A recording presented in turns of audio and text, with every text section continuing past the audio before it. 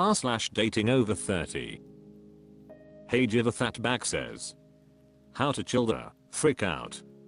I'm back on the apps after over a year of not dating or pursuing anyone, and I keep finding myself getting way too excited when someone I think is cute/cool starts messaging me.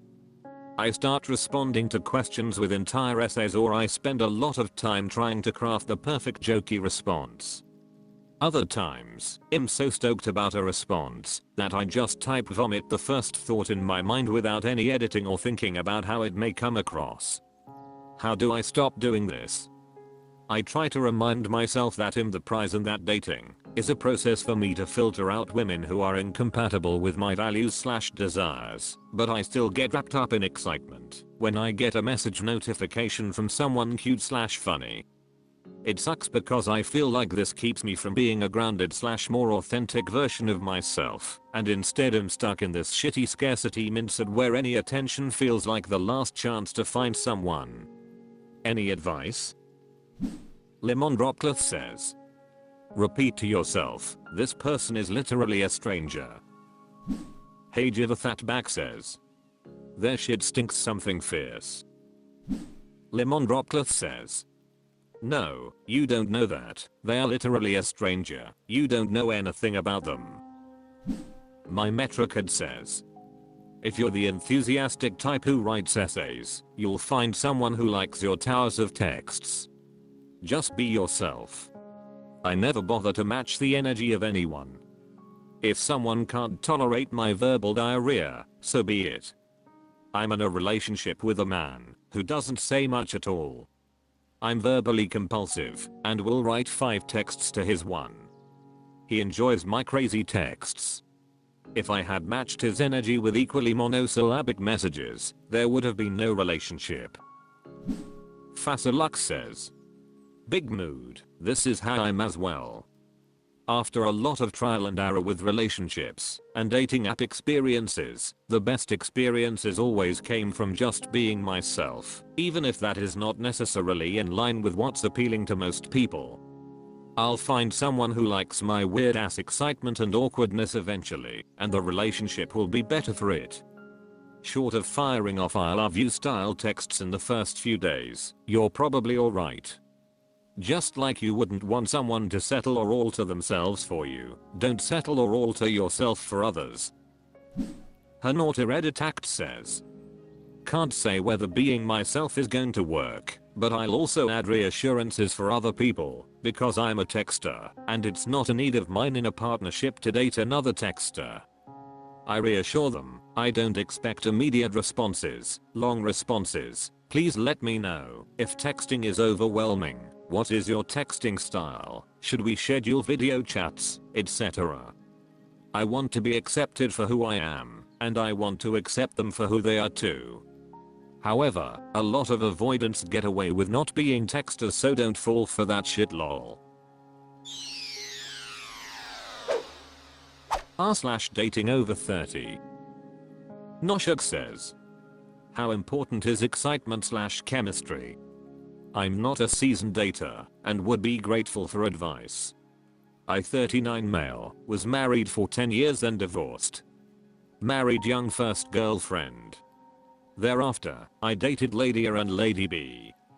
Lady A and I called it off after 4 months mutually. Lady B, after she seemed interested, I fell hard for her. But when she decided to break up, after about 5 months it broke me hard. Did therapy and spent a lot of time learning and relearning stuff. Just met Lady C 36 female, who is beautiful and intelligent. She's literally a cross between Taylor Swift and Kirsten Dunst. We had a wonderful day together, lunch and a walk at Central Park. But, I felt no chemistry, or to be precise didn't feel any strong attraction or excitement. By comparison to Lady B, I felt a strong urge to want to be close to her. Like I was always excited to see a Lady B. But Lady C, I felt comfortable, but no real excitement. I might be mixing ideas up, but 1. How important is chemistry? 2. Can these things grow? 3. Is chemistry possibly not a good thing? Might be limerence or the start of trauma bonding, that is. You fall for something other than the real person. Grateful for any thoughts. Edit. All of the comments have been extremely helpful. Thank you. All. Learning A. Lifsa Shidalis says. Chemistry is important to me. Otherwise I'd rather spend time alone, because a relationship is a nice to have not must have to me. Chemistry never grows for me. I know on a first coffee date if I'm attracted to a man or not. I'm never wrong. If I don't want him to kiss me at the end of the date, I will never bother with a date too. Johnny Lawless Esquire says. Chemistry is literally the whole point. It is the only reason we put up with each other. It's not sufficient, but it is necessary. Exactly how much and what kind is appropriate for you is something only you can decide for yourself. Violet Memphis Blue says. For me, I know within about 10 seconds if there is something there. I'm not always sure what it is, but there's some little something that makes the excitement for the date shift into excitement for the date with them. Sometimes that excitement is misplaced. Sometimes it grows. But I've never been in a situation where I didn't have it at all and it came much later. When I've tried to force that, it just is unfair to everyone.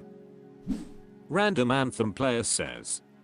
Chemistry is just a fancy word to say you enjoy being around that person. Girl B sounds more like lust than chemistry. You are too old to chase lust. The trick to happiness is just find someone you are attracted to that you enjoy being around. Being similar people helps a ton. Nidogta says. I have seen chemistry grow, and I have seen it never develop. I think it solely depends on you and your needs. Personally, I need it. John Frankenstein Beck says. Chemistry, meaning pretty immediate attraction and vibe, is the biggest false idol in dating, if you are looking for something long term. Jack Stango says. Chemistry is extremely important. But like you, I found myself with a lady C. She's conventionally attractive, was clearly into me, and I figured why not see if attraction can grow? So we went out, and my attraction did grow, but the relationship ended after a few months. What I learned was that the attraction I let grow was just me starting to get comfortable by ignoring things that turned me off. Had I listened to that part of me earlier, I could have avoided a lot of pain. Now if I don't feel that excitement to get to know her, I know that she's probably not for me. Don't force it up, just listen to your gut. r/datingoverthirty. ThisXymonster says. Dating and experiencing genuine interest from someone. I've been dating my current boyfriend for about 4 months now. I'd love some perspective, because my previous relationship was so toxic. I'm still a little confused about what is what sometimes. I/F31 I'm very empathic and emotionally in tune with people around me. I have a master's in psychology, and I enjoy getting to the bottom of things with people. People love to talk to me and share all their thoughts. Which usually means I listen. A lot. This emotional depth is new to my new boyfriend /M30 but he is really enjoying it. He likes the deep questions and sharing his views and thoughts. Which means I listen a lot. It's slowly been starting to gnaw at me, and I've been raising the subject. The subject of him asking me questions, giving me genuine attention when I speak, and wanting to get to know my views and thoughts too. He's been really receptive, and acknowledging he's distracted quickly, and doesn't ask me that much questions. I know H is making an effort, and I'm really grateful for that. But I've been feeling lonely at times, when I've been listening to him, and he just moves on to daily chores without asking me a single question. He assumes if I want to share something, I'll tell him, and when it's something important, I will. But when it's not so important and random deeper stuff, I don't just start sharing. And don't get me wrong, he wants to know how my day was, or what I'm upset about. But if my day was busy, he assumes that's good, and he'll say that's great babe, while I'm feeling overwhelmed and need a break. And if I tell him why I'm upset, he'll offer all his best solutions, while I just want to cry. It's simple miscommunications, but I feel like it stems from a lack of genuine interest. Okay, on to the question. I had this exact issue in my last relationship. Most of my needs were completely overlooked, and I remember feeling lonely too. I remember craving genuine compassion, and for someone to want to understand me. I remember thinking it just wasn't possible. No one can be that for me. I'm that for so many, but one can be that for me. I also remember feeling utterly frustrated. I tried to explain my needs to my ex and him having no idea what, how, or why. And now it seems oddly happening again, and that's painful and scary. I know my current partner would do anything for me if he only knew how. So, be blunt. Is it me? Am I just asking for the impossible? Or am simply not explaining my needs right? Edit. Sorry for the typos, English isn't my first language. Nayfast says, he's trying hard from what it seems, and it's still not enough for you. Honestly, there are some people who are just never happy in relationships. What their partner does is just never exactly what they want, and that bothers them to the extent that they are unhappy. I don't mean their partner completely ignores them. I mean more that their partner doesn't meet every single thing they want them to, and they expect them to. Throwaki Act says, just from your first paragraph, very cringe and sounds ingenuine and insufferable.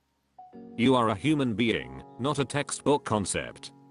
It sounds like you are projecting some textbook bullshit to your boyfriend for not reading your mind. Use your words instead of believing that some super fancy psychology stuff is transferred via osmosis. Your boyfriend is a human being too, by the way. Communicate together. Findlefus says, I think most guys just aren't in tune as much to emotions as much as women are. So what seems completely obvious to you could be completely not obvious to a guy. Both are valid, because the experience is real for both of you. It's just if you tell a guy my day was good, he will take that as blatantly saying your day was good. It might be completely obvious to you that the tone of your voice was different, or the way you said it implied that he should price him more, but really he's not seeing how obvious it is. It's not that he doesn't care about you, it's just less obvious. You're in tune with people's emotions, and so you pick up on subtle things. He does not, and should not be expected to. It's miscommunication on your part.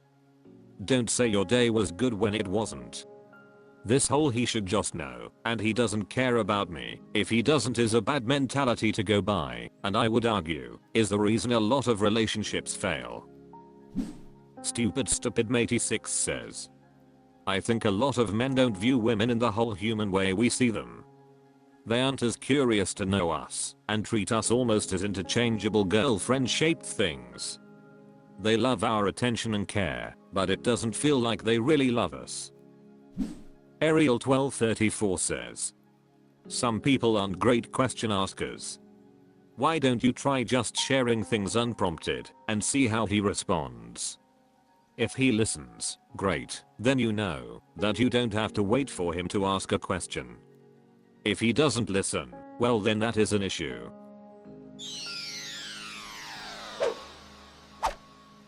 That's all for this video. Thank you for watching. Please subscribe.